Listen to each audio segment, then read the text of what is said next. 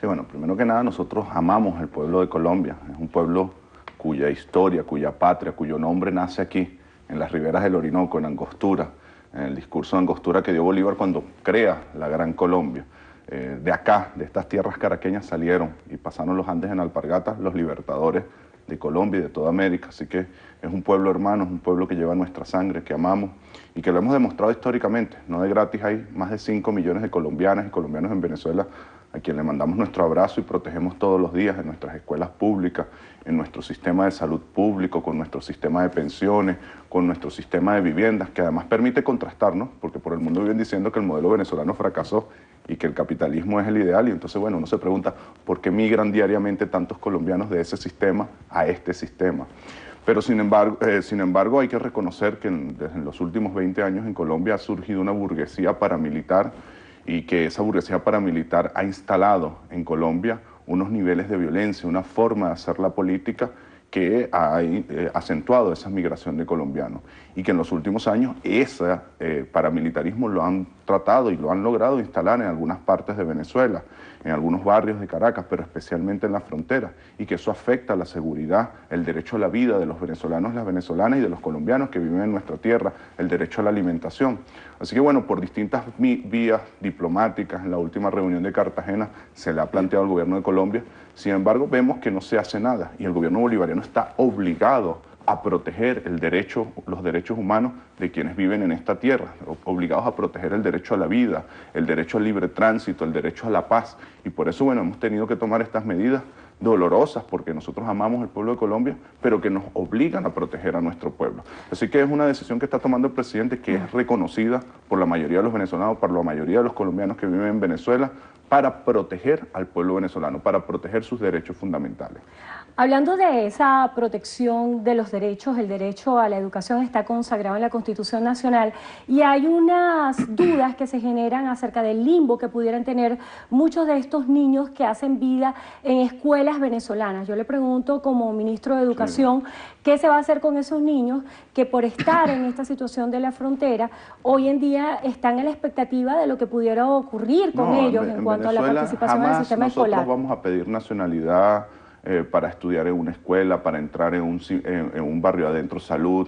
Por el contrario, hemos sido históricamente un pueblo que recoge a los pueblos europeos cuando tuvieron sus crisis, a los pueblos caribeños cuando han tenido sus crisis, al pueblo colombiano durante la guerra. Lo que le estamos exigiendo al gobierno de Colombia es que tiene que poner control en su frontera. No puede ser que al cruzar la frontera haya un cambio de la moneda venezolana sin ningún tipo de control, sino por el contrario, con la protección del Estado colombiano. No puede ser el tráfico de gasolina, el tráfico de alimentos. Apenas trancamos la frontera, dejaron de haber colas en la frontera del lado venezolano y empezaron a haber del lado colombiano. Esa es la mayor muestra de que hay un sistema paramilitar que está aprovechándose a través de la violencia, a través del tráfico, de los recursos que el Estado venezolano invierte para proteger el ingreso, para proteger el salario, para subsidiar alimentos, para subsidiar un conjunto de servicios para que la gente pueda vivir con dignidad. Y nosotros ahí vamos a ser muy claros, tiene la obligación el Estado colombiano de poner control en su frontera. No podemos permitir que al pasar la frontera se haga lo que sea, lo que ellos quieran sin ningún tipo de control, y eso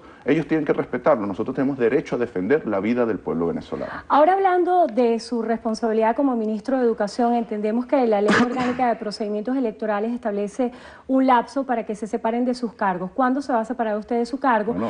Y quisiera también conocer ¿cómo piensa usted va a ser recordado como ministro de Educación? ¿Cuál es el estatus de las escuelas hoy? ¿En qué aportó usted al sistema educativo venezolano? Mira, más que yo, la revolución, ¿no? Nosotros somos compañeros y compañeras que nos han ido asignando tareas y en cada tarea le ponemos todo el amor y todo el cariño. Y cuando nos toque separar, ya quedan pocos días, ahí va a quedar un equipo dándole continuidad a la obra del presidente Chávez, a la obra del presidente Nicolás Maduro, que es invertir en educación. En estos últimos 15 años Venezuela ha dado un salto cualitativo en inclusión escolar, y en eso hay hitos fundamentales. Cuando el presidente Chávez crea el programa de alimentación escolar, cuando el presidente Chávez elimina el cobro de matrícula en las escuelas públicas, en los liceos públicos de este país, cuando el presidente Chávez crea el proyecto Canaima y la colección Bicentenario. El presidente Nicolás le ha dado continuidad, eso ha sido atractores. Por eso nosotros hemos pasado un 40% de matriculación a final de los 90 y ya estamos superando el 90% de matriculación. En Venezuela hay 10 millones de estudiantes en aulas de clase, desde Simoncito hasta los estudios postdoctorales. Y bueno, ahorita el lunes 14, estamos llamando a esos 10 millones de estudiantes al reinicio de clases. El presidente ha hecho una fuerte inversión. Vamos a llegar a la computadora Canaima número 4 millones, vamos a inaugurar 200 escuelas este año escolar, estamos rompiendo récord en inauguración de escuelas, estamos haciendo una inversión inmensa en maestros, estamos incorporando con su titularidad a más de 44.000 maestros. Ahorita vamos a un nuevo ciclo de pago de prestaciones, vamos a pagar más de 5.000 prestaciones a maestros, con eso nos ponemos al día hasta el año 2015, es decir, hay una inversión inmensa. Y ahorita el presidente acaba de tomar la decisión, esto es parte de su viaje a China, de dotar a más de 5 millones de estudiantes que están en escuelas y en liceos públicos, de su bolso, con sus cuadernos, con sus libros, con sus borradores, con sus lápices, que por supuesto va a ayudar y a proteger los ingresos de la familia venezolana. Así que cuente toda la juventud que está en escuelas y liceos públicos, aparte de las canaimas, aparte de los libros, ahora con un morral con todos los útiles escolares. Y bueno, esto es una noticia maravillosa que nos dio el presidente Nicolás, que nos pidió que informáramos al país y que ya estamos desplegando toda la logística para que al inicio del año escolar cuenten con todos los recursos necesarios para que nuestra generación pueda formarse. Venezuela va a ser un país potencia, más que por sus recursos petroleros, por sus recursos turísticos, es por el potencial que hay en esos 10 millones de jóvenes que están en aulas de clase en este momento. Hablando de ese potencial de los jóvenes venezolanos y de los estudiantes, ha habido un debate, si se quiere, histórico sobre la calidad de la educación en Venezuela. A su juicio, ¿la calidad de la educación en Venezuela en qué estatus se encuentra? Yo creo que la educación en Venezuela es mucho mejor que la que teníamos en los 90, pero no es suficiente para el país que aspiramos a ser. Por eso la consulta que nos manda a hacer el presidente Nicolás Maduro, donde participaron más de 7 millones de personas y de la cual surgió un plan que empezó en el 2014 y termina en el 2024. ¿Cuál es el reto de eso? Nosotros tener la mejor educación que podamos tener para nuestros hijos, porque ellos son los que van a desarrollar el país potencia. Eso significa 100% de escolaridad, eso significa buena infraestructura, eso significa mucha inversión en nuestros maestros, en su formación permanente. Ahorita hemos empezado a construir todo un sistema de formación permanente, porque un maestro se forma durante 4 o 5 años en una universidad, pero luego da clase durante 30 años. Si durante esos 30 años no hay una formación permanente, o por ejemplo, hoy me pregunto, el maestro que tiene 25 años en una escuela, cuando se graduó, ¿sabía cómo usar la canaima? Es decir, si no hay una formación que con las nuevas tecnologías, con las nuevas cosas que están pasando en el mundo, se desactualiza. Entonces ahí nosotros tenemos que invertir todo el tiempo, todo el amor, todo el cariño, todos los recursos que sean necesarios. Nosotros podemos tener tremendas escuelas como las que estamos haciendo, podemos poner las mejores computadoras como las estamos poniendo, los mejores libros como los estamos poniendo, pero si no hay un maestro enamorado, si no hay un maestro bien formado, esa educación no es de calidad. O al contrario, podemos no tener escuela, no tener libros, y hay un maestro bajo una mata de mango dándole clase que está enamorado, que está bien formado, y tener la seguridad que la educación que está recibiendo tu hijo, mi hijo, es de calidad. Por eso el esfuerzo gigantesco que estamos haciendo de amor, de cariño, de recursos, de tiempo en el maestro y la maestra. Nosotros creemos que ahí está la clave de tener la mejor educación que podamos tener para nuestras hijas y nuestros hijos. Usted tiene también la responsabilidad de ser vicepresidente para el área social. Para muchos, el oficialismo se encuentra, si se quiere, desconectado de la realidad de lo que está sucediendo en el país en materia de abastecimiento. ¿Considera usted que están conectados con la realidad de las personas que están viviendo todos los días de tener que hacer cola para comprar los productos? Si estuviésemos desconectados de la realidad, no estaríamos dando la batalla que estamos dando, haciendo la OLP, cerrando la frontera, persiguiendo el bachaqueo y haciendo un inmenso esfuerzo desde el punto de vista de la política social en un año que es difícil, porque los ingresos petroleros bajaron de 100 a 40. Es decir, como si tu casa, el salario hubiese bajado un 40 y te hubiesen dicho, sigue administrando la casa. Así le tocó al presidente Nicolás Maduro. Con el 40% de ingresos del año pasado sigue.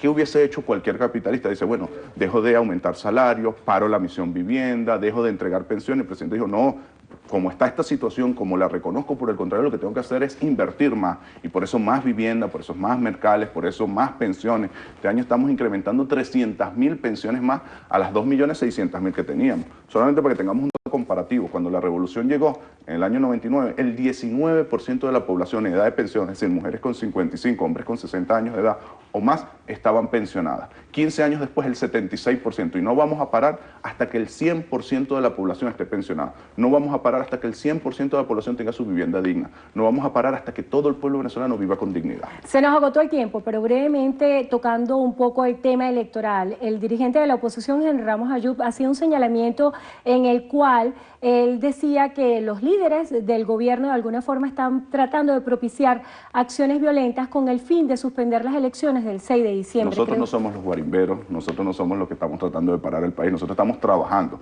que se ponga alpargata porque aquí va a haber elecciones y le vamos a dar una paliza, que vea el proceso electoral de las internas de la oposición y el proceso electoral de las internas del PSUV. Nosotros vamos a dar una paliza electoral y vamos a batallar llenos de amor, de cariño, de esperanza, porque una mayoría revolucionaria bolivariana en la Asamblea Nacional es garantía de seguir teniendo pensiones, de seguir teniendo misión vivienda, de seguir teniendo la hermosísima política social que ha desarrollado la revolución y que cada vez que la sometemos en votación en la Asamblea Nacional no contamos con el voto de la oposición. Por eso tenemos que tener una mayoría en la Asamblea Nacional. Bueno, le damos las gracias a Héctor Rodríguez, él es ministro para la Educación, vicepresidente para el área social y candidato